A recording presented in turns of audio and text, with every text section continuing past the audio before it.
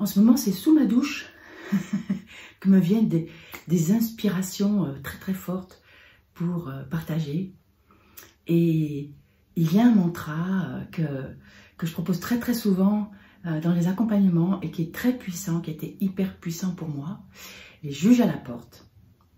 Et il m'est revenu une petite anecdote de mon enfance, qui n'est pas une anecdote puisque finalement elle est toujours là dans mon souvenir, le souvenir vraiment d'une humiliation.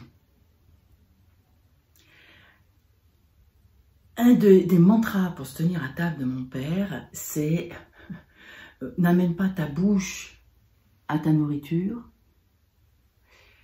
amène ta nourriture à ta bouche.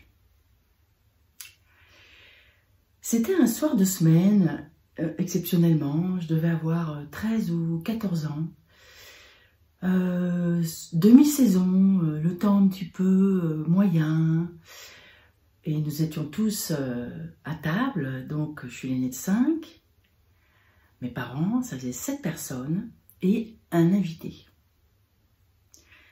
Je devais avoir 12 ans, je pense, et dans mon souvenir de jeune grande fille, il y avait cet invité qui était, je me demande si c'est pas quelqu'un que mon père avait pris en stop et puis qu'il avait invité. Il a un côté très magnanime, accueillant, mais c'est là que l'anecdote m'avait vraiment touchée. Je me souviens très très bien. Peut-être qu'il n'y a que moi qui ai perçu la situation, parce que finalement, avec le temps, je comprends maintenant à quel point j'étais sensible à des émotions des autres. Je me souviens de cet homme qui, lui, amenait sa bouche à la cuillère. Et il mangeait un petit peu, donc il avait un comportement à table qui n'était pas éduqué selon les points de vue familiaux. Et dans mon souvenir de grande fille,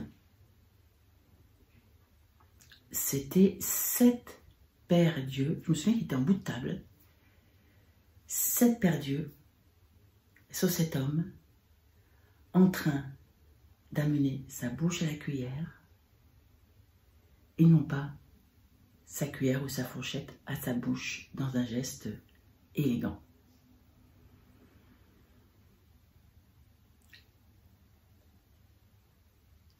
Cet homme-là, certainement, bien sûr, n'avait pas l'éducation bourgeoise, celle qui permet de passer partout. Quand on peut l'avoir, c'est quand même un atout dans la vie. Par contre, si on ne l'a pas, on ne peut pas l'inventer.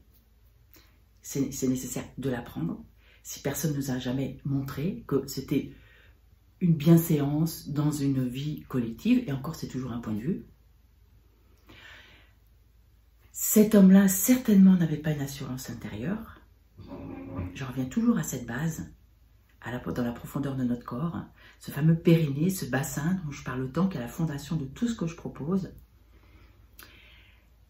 Et je pense que cet homme-là, peut-être ça n'a pas été vraiment conscient, peut-être c'était ce qu'il vivait de toute façon tout le temps, certainement, j'en suis même quasiment sûre maintenant, avec tout le recul que j'ai, mais forcément, il a dû se sentir jugé, certainement humilié.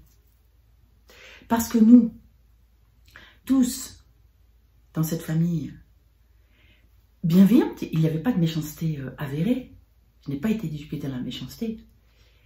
Mais la bienveillance condescendante des bourgeois, qui m'a poursuivie pendant des années, avec le sentiment, bien sûr, que j'étais totalement dans du j'ai raison. J'ai été jugeante, extrêmement jugeante. J'ai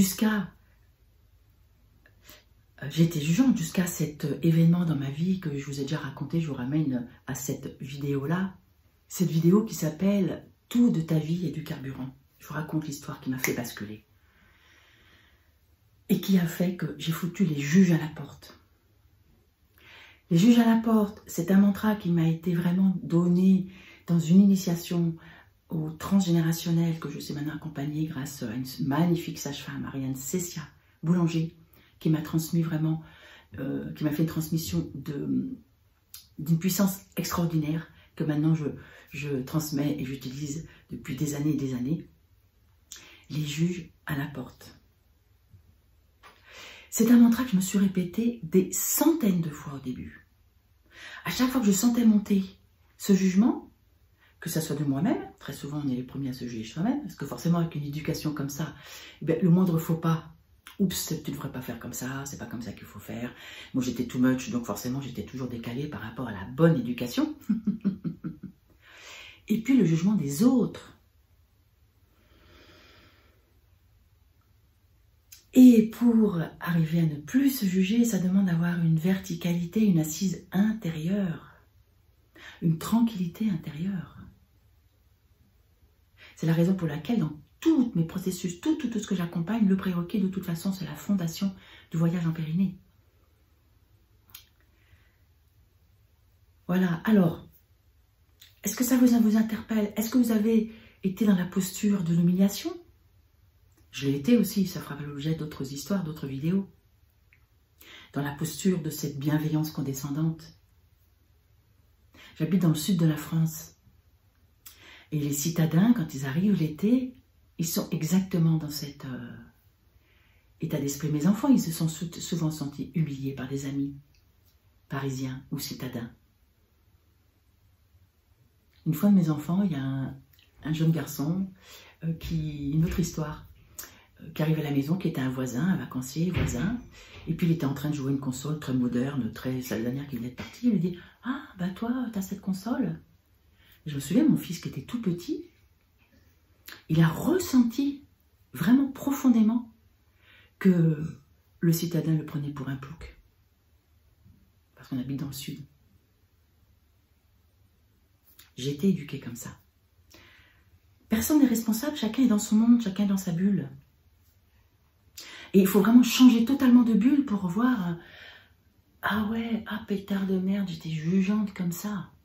Je taillais un short comme ça, inconsciemment, tout en ayant un côté, je vous comprends très très bien, mais oui, bien sûr, cette condescendance bourgeoise. Alors, ouste, ouste les juges, ouste les juges. Alors, like, pouce, partage de cette vidéo, si elle t'inspire, de plus en plus je viens sur le tu parce que j'ai vraiment envie donc du vous collectif, j'étais un peu vieille France en m'adressant à chacune avec un vous, puis c'est le tu qui vient plus pour vraiment t'inviter une personne à la fois aux transformations.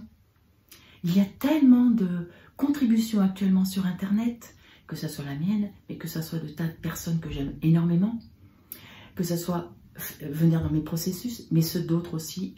Il y a énormément de choses déjà pour cheminer gratuitement. Pour aller plus loin, bien sûr, un accompagnement personnel, c'est facilitant. Donc, il y a des liens attachés à cette vidéo. Selon à quel endroit tu la regardes, eh bien, ça sera des liens différents. Et je t'invite à rejoindre, de toute façon, cette communauté de femmes qui a envie vraiment de bouger à l'intérieur d'elles-mêmes pour ne plus se juger, ne plus se sentir jugée, ne plus se sentir humiliée, ne plus se sentir petite, rabougrie, alors que tout est à l'intérieur. Ton talent, ta puissance, ton business, ta relation, tes amours, c'est là à l'intérieur, nulle part ailleurs. Allez, on se retrouve bientôt.